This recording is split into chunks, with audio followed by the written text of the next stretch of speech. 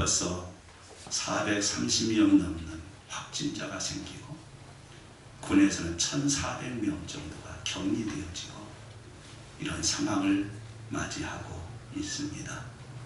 참 우리가 너무 약하다, 인간이 너무 약한 것을 느끼지 않습니까? 우리 3월을 앞둔 2월 마지막 주일에 여러분의 이런 질문을 한번 드리고 싶습니다. 만약 여러분의 삶이 몇 달 아니면 며칠밖에 남지 않았다면 여러분 무엇을 하시겠습니까? 누구나 이런 질문을 좋아하는 사람은 아무도 없습니다.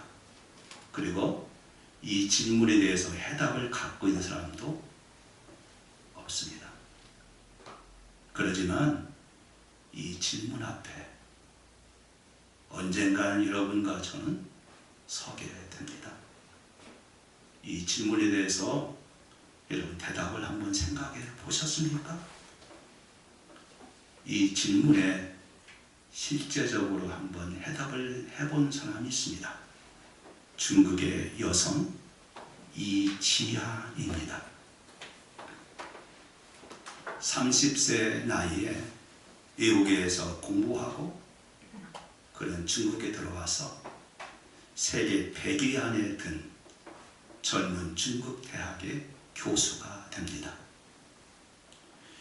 그는 같은 대학 교수인 잘생긴 남편을 만나고 한참 재롱을 두고 있는 아이들과 행복하게 살았습니다. 그런데 어느 날 몸이 좋지 않습니다. 병원에 갔습니다. 말기 암이었습니다. 각고의 노력 끝에 이제 인생의 절정에 오른 이 젊은 교수, 말기암이라니 믿을 수가 없습니다. 그날부터 칠흑 같은 싸움을 합니다. 그리고 얼마 후 폭풍이 핥히고간 폐허에 일어나서 이렇게 말합니다.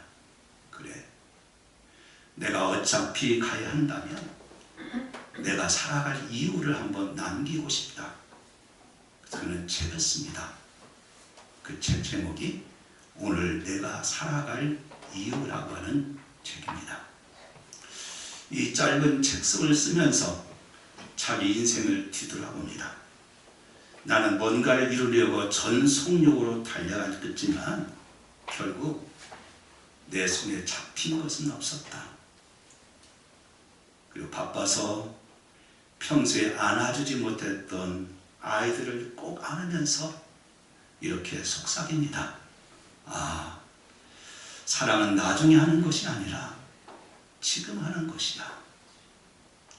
지금 바로 살아있는 지금 이 순간에 내가 이 아이를 사랑한다고 고백하는 것은 지금 하는 것이야. 여러분 어떻습니까? 우리는 왜 후회하며 살고 있지 않습니까? 이처럼 극적인 인생은 아니지만 우리도 언젠가는 내 생애가 10분 앞에 어쩌면 찰나 앞에 마침표를 찍는 시간이 올지도 모릅니다. 후회하고 절망하다가 반복하는 삶을 살겠습니까? 우리도 어떻게 하면 후회하지 않는 삶을 살 수가 있을까요? 100%는 아니지만 그래도 후회를 줄이고 만족한 웃음으로 하나님 앞에 설 수는 없을까? 저는 오늘 이 말씀을 생각하고 묵상하면서 그런 생각을 본문을 통해서 깨달았습니다. 2000년 전에 살았던 이 거지, 어쩌면 후회와 절망과 실패를 안고 사는 우리 자신과 별 다르지 않다. 어쩌면 오늘의 주인공은 옛날 그 성전 미문에 앉아서 구걸하는 그것이 아니라 오늘 동시대에 오늘 나였구나. 그 하나님 앞에 기도하면서 물었습니다. 이 사람을 통해 우리가 배우는 교훈이 뭡니까? 우리는 어떻게 하면 이 사람처럼 안 되고 어떻게 해야 이 사람이 받은 축복을 받으며 살아갈 수가 있을까? 그 생각하는 것이 먼저 내가 누군가 하는 것을 아는 것이 중요하다고 생각합니다. 오늘 본문의 주인공은 안진뱅이였고 그리고 거지였습니다. 그리고 그는 사람들의 손에 이끌려서 예루살렘 성전까지 왔습니다. 우리 다 같이 오늘 사도행전 3장 1절 2절 말씀을 우리 함께 읽습니다. 제9시 기도 시간에 베드로와 요한이 성전에 올라갈새 나면서 못 걷게 된 이를 사람들이 메우니 이는 성전에 들어가는 사람들에게 구걸하기 위하여 날마다 미문이라는 성전문에 두는 자라. 지금 성전, 예루살렘 성전은 동쪽을 바라보고 세워져 있습니다. 이 성전은 온통 황금으로 도색되어져 있습니다. 아침에 눈을 뜨면 이 성전은 눈부시도록 우리 눈을 비칩니다. 그래서 이스라엘 사람들은 예루살렘을 향해서 예루살렘 쉘 자하부, 이 뜻은 황금의 예루살렘이라는 뜻입니다. 예루살렘 성전에 비친 찬란한 황금빛 때문에 그렇습니다. 그리고 이 성전에 들어가는 문이 있습니다. 그 문을 사람들은 니키느로 문이라고 부릅니다. 이 문은 주전 1세기에 알렉산더에 살던 유대인 니카노로가 성전을 위해서 이 문을 봉헌했습니다. 성전은 온통 황금색이고 성전에 들어가는 문은 구리색 동전으로 청동으로 되어져 있습니다. 이 거기에 동쪽에서 태양이 비칠 때 얼마나 이 문이 아름답게 비추는지 성경은 뭐라 합니까? 이 문을 미문이라고 합니다. 영어로는 Beautiful Gate. 얼마나 아름다웠던지 이 문을 미문이라고 부르는 겁니다. 그런데 이 아름다운 문 앞에 볼품없는 한 사람이 하나 자리 잡고 있는 겁니다. 오늘의 주인공은 거지입니다. 어쩌면 그는 앉아있다기보다는 아마 안진병이었기 때문에 엎드려져 있을 겁니다. 우리는 길 가다 보면 엎드려져서 구걸하는 사람들을 봅니다.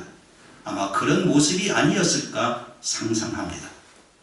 황금빛 성전 앞에 엎드려 있는 안진뱅이, 하늘을 치솟고 구리빛 때문에 찬란하게 여러분 빛이 나는 그 속에 손을 내미는 구걸하는 한 사람, 이 둘이 얼마나 대조를 이루고 있습니까? 차라리 성전이 초라했다면 이 사람의 모습은 덜 초라할지 모릅니다. 이 사람이 누굽니까? 하나님 앞에 서 있는 바로 나입니다. 우리 다시 보십시오.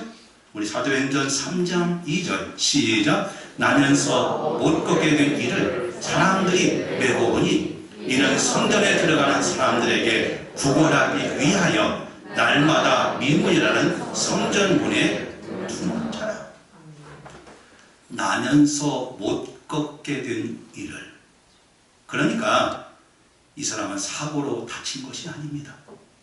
나면서부터 못 걸었습니다. 얼마나 불쌍합니까? 그것도 여러분 거지입니다.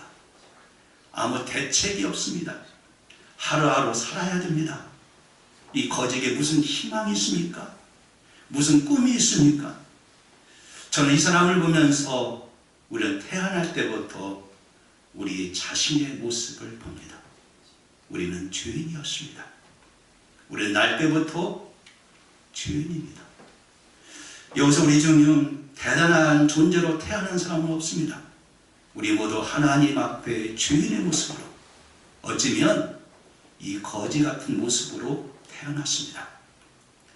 비텐베르그의 마틴 루터가 종교개혁을 높이 들면서 카톨릭 교회에 대항하고 그 앞에 95개의 조항을 써놓는 곳이 있습니다.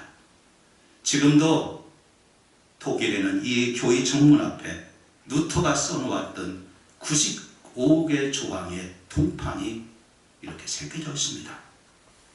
비텐베르그에서 그는 루터 박물관이 지금 안에 있는데 루터가 죽을 때까지 35년을 실제 살면서 활동했던 곳입니다.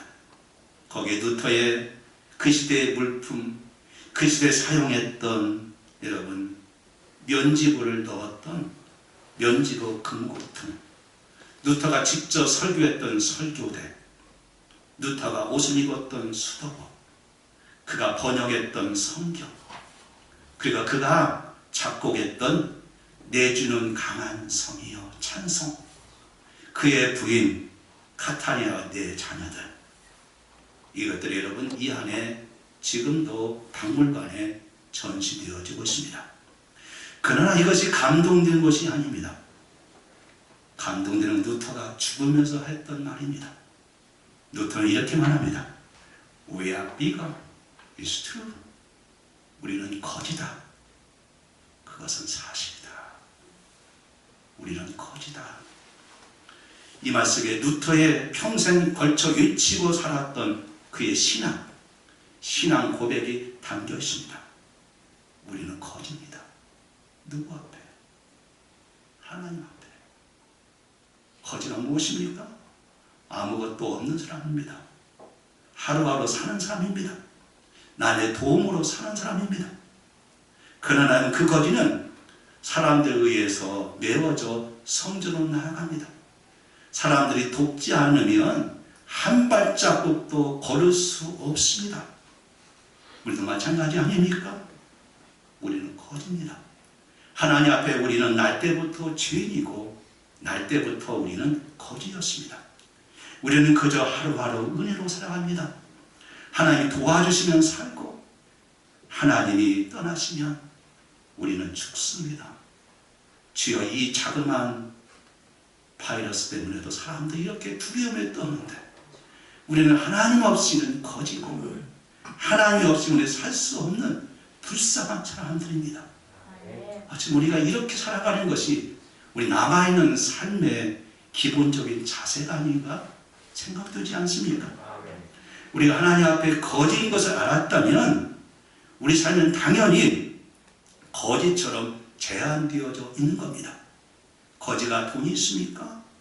거지가 무슨 건강합니까?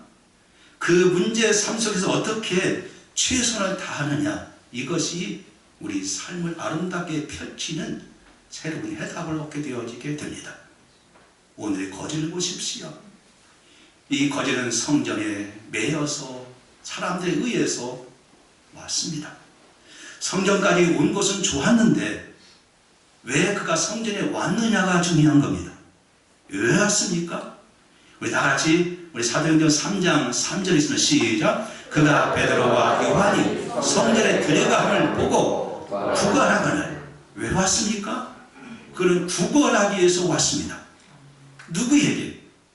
기도하러 온 베드로와 요한에게 구걸하기 위해서 왔습니다. 거지가 구걸하기 위해서 베드로와 요한을 봅니다. 여기 들어가려 함을 보고라고 하는 이 헬라어 단어가 굉장히 중요합니다. 이 단어는 에이도라고 하는 헬라어 단어를 쓰는데 집중해서 본 것이 아니라 습관적으로 보았다는 겁니다. 거지로서 지나가는 사람에게 동냥하기 위해서 누구나 똑바로 바라본 것이 아니라 습관적으로 보았습니다. 베드로와 요한이기 때문에 특별하게 본 것이 아니라 그는 기계적으로 사람이 지나가니까 습관적으로 보았습니다. 왜 보았습니까? 구걸하기 위해서 보았습니다. 문제는 이 거지가 구한 장소가 맞지 않다는 겁니다. 여러분, 성전에 와서 돈을 구했다는 것은 우리가 아무리 해도 이해가 되지 않습니다. 만약 성전에 기도하려고 왔다면 온 목적이 딱 맞습니다. 왜냐하면 성전은 만민이 기도하는 곳이기 때문에 그렇습니다. 그러나 돈을 구하려 왔다면 다른 곳에 찾아야 맞는 거 아닙니까? 그런데 거지는 돈을 구하기 위해서 이 성전에 온 겁니다. 돈을 구하기 위해 성전에 온 것이지 그 거지가 우리도 이것처럼 자주 실수합니다. 교회는 본질이 아닌 것을 구해서는 안 됩니다. 우리 한국교회가 한때는 독립운동의 온상이 되기도 했습니다. 3.1운동 신사 참배를 반대하고 교회가 큰 공헌을 했습니다. 민정오류람에 이런 적도 있습니다. 그래서 민중신학이 발달된 70년대, 80년대에 이 운동이 일어나고 해방신학이 한국에 들어오게 되어지고 한동안은 지식인들이 신문화의 요람이 된 것이 바로 교회였습니다. 배고픈 시절은 여러분 밥을 주는 곳이 교회였습니다. 요즘에는 교회가 자꾸 정치적으로 움직입니다. 교회는 여러분 정치와는 관계가 없어야 됩니다. 다 필요하지만 이것이 교회의 일종의 하나가 될 수 있지만 그러나 교회의 본질은 아닌 겁니다. 왜냐하면 보십시오. 여러분 이 거짓에 필요한 것이 본질이 뭡니까? 지금 구걸하는 것입니까? 아니면 다른 것입니까?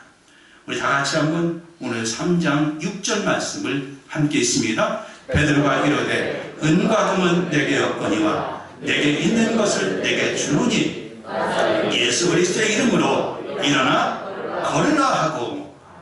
무슨 이야기입니까? 교회 와서 은과 금을 찾는 사람이 있다는 겁니다. 교회 와서 은과 금을 찾아서는 안 되는데 이걸 찾는 사람이 있다는 겁니다. 아마 중세시대가 그랬습니다. 그래서 12세기에 이런 이야기가 있습니다. 이 기독교의 교리를 여러분 집대성한 신학자 가운데 토마스 아퀴나스라는 분이 있습니다. 그가 성 베드로 성당을 돌아보면서 교황이 금과 은으로 장식한 웅장한 성당을 보면서 토마스, 교회는 더 이상 은과 금이 없거니와 이런 말을 할 필요가 없네. 보세요. 교회에 은과 금이 얼마나 많은가. 이때 토마스 아퀴나스는 말합니다. 그런 것 같습니다. 하지만 은과 금이 있기 때문에 교회는 더 이상 일어나 걸으라 하는 말을 하지 않습니다. 교회 여러분, 우리가 한번 생각해 보게 되어집니다. 교회는 가난한 자를 섬겨야 됩니다. 맞습니다. 그래서 교회가 더 가난해진다. 맞습니다. 교회는 여러분 선교하는 곳입니다. 마치 교회는 걸음을 주는 것과 똑같습니다. 걸음을 모아놓으면 썩습니다. 그러나 그것을 사방에 뿌리면 모든 것이 삽니다. 교회 여러분 거지를 볼 때 이런 은혜를 받지만 개인으로 보면 더 큰 교훈이 있습니다. 이 거지를 보십시오. 이 사람이 매일 하는 것은 성전에 와서 구걸하는 겁니다. 물론 이해가 됩니다. 몸이 약하고 다른 일을 할 수가 없습니다. 그러니까 어쩔 수 없이 구걸한다는 것은 본인의 생각이었을 겁니다. 그런데 여러분 몸이 아프다고 다 거지로 사는 겁니까? 날 때부터 거지였기 때문에 평생 거지로 사는 것입니까? 그렇다면 말도 못하고 듣지도 못했던 헬렌 켈러는 여러분 태어나면서 인생을 포기해야 됐습니까? 태어나면서 뇌성마비로 살았던 송명희 시인은 그러면 어떤 인생을 살아야 됐습니까? 불행한 인생을 어쩔 수 없이 불행하게 산 경우도 있겠지만 중학교 2학년 때 실명했던 축구하다 실명했던 강영우 박사는 평생 여러분 맹원에 살아야 됐습니까? 아닙니다. 이들 여러분 보지도 못했지만 그러나 다른 사람의 의지에서 살 수밖에 없었지만 강영우 박사는 한국인으로 최초로 미국의 차관보에 올라가지 않습니까? 가난이 때문에 희망이 없었다면 통나무에 살았던 아브라함